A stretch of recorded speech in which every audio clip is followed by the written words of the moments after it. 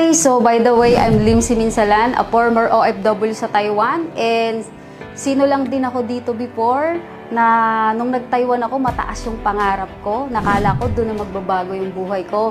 Pero dahil nilakasan ko yung loob ko, sumubok sa ganitong opportunity na pabilang ako dito sa Ascendra International. Sobrang grateful ako ngayon na naging part ako ng top 20 ng Ascendra International, na awardan ako as top 7 ng buong Ascendra, na possible pala na kahit bago ka sa ganitong industry, kayang-kaya mo basta sisipagan mo, consistent ka sa ginagawa mo, and lahat pwedeng mangyari. Sa lahat ng hindi pa part ng Ascendra International, ito lang yung masasabi ko sa'yo.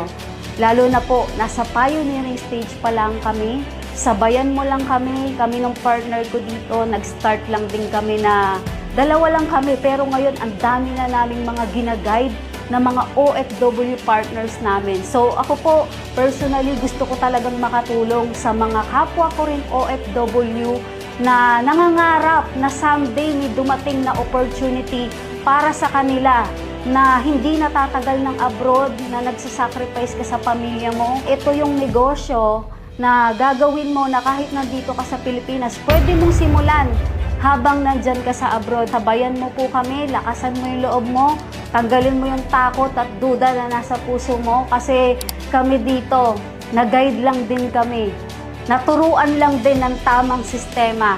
Kumbaga yung Ascendra International, it's a solution company, it's a system-based. Meron ng system na ituturo sa'yo na kahit bago ka dito, hindi ka mangangapa na gagawin mo yung negosyo. Turbo!